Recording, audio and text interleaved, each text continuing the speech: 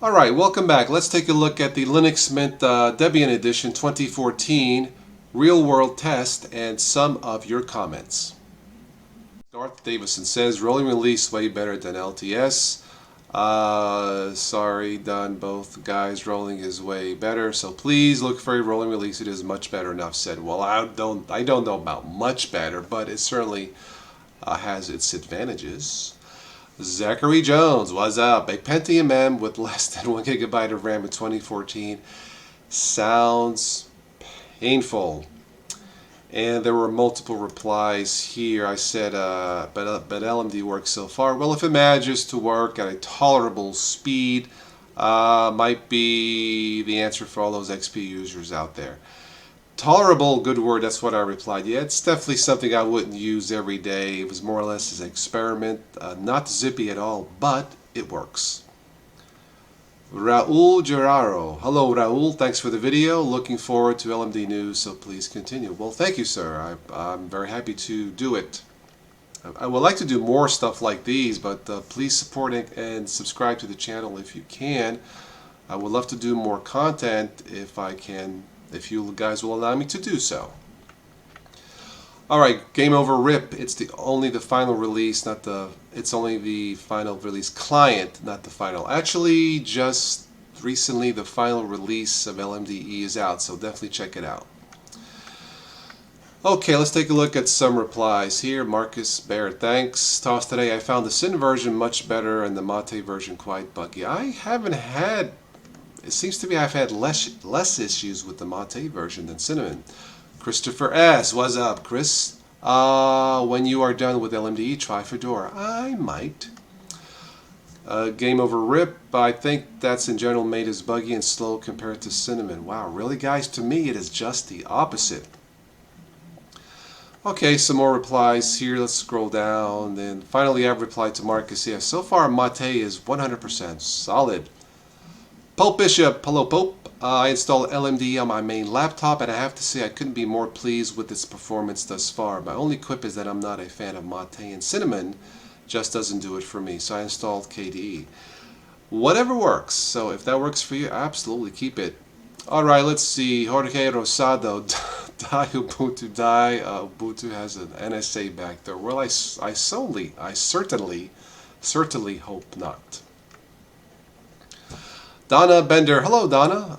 Part 1 of 2. Okay. Alternative for Windows users for user-friendly Linux can run on an older machine too. Just download from Linux Mint's website and burn the image. Yeah, for a 64-bit or 32-bit.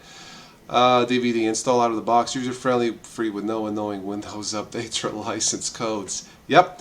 Thanks to Toss a Day for the reviews. Why, thank you kindly, Donna. Let's see. Okay, that was part 1. Let's go to part 2 real quick here.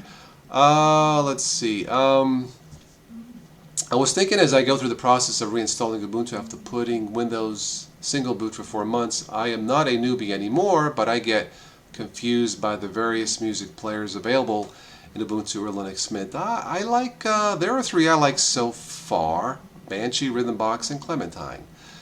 Alright, let's see. I was thinking it would be great if you did a video for Windows switchers, Linux newbies on Clementine's features and other music players. Not a bad suggestion, Donna. Thank you. I used to use Banshee, but it was limited with podcasts. Okay, so I'm using the podcast feature in the 13.10 version of Clementine.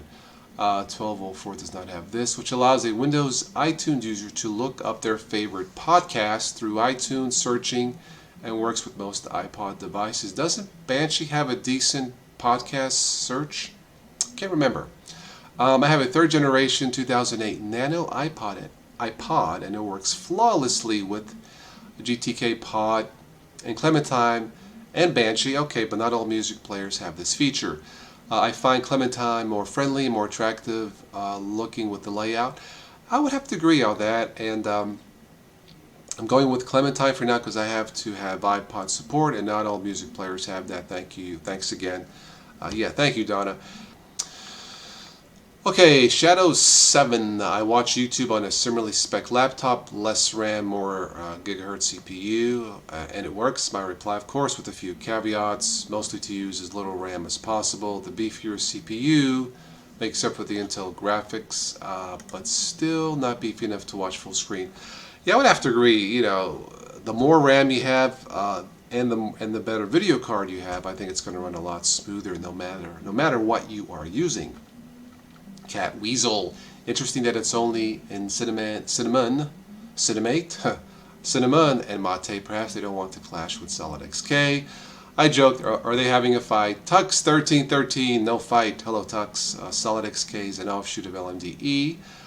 Mint not only does cinnamon and mate, that's why Mint only does cinnamon and mate, and that's why Solid XK does XFCE and KDE. In the end, we all win.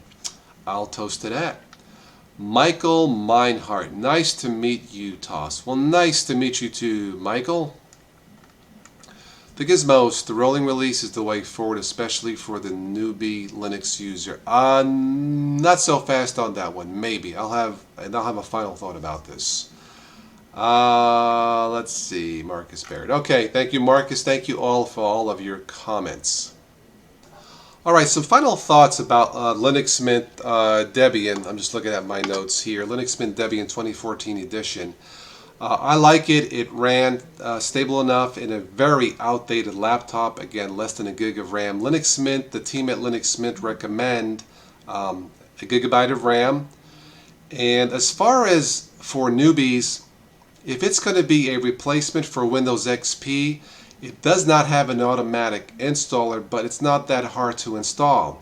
If you want to do it as a dual boot, say with Windows Vista or Windows 7, I wouldn't do it. Like I said, it's not as user-friendly installer as, say, Ubuntu, Kubuntu, Linux Mint, Cinnamon, Mate, and stuff like that. But as a replacement for Windows XP, where you want to erase everything, I would say definitely check it out and try it. And finally, performance-wise, I thought it ran terrific in my outdated laptop, if a bit slow.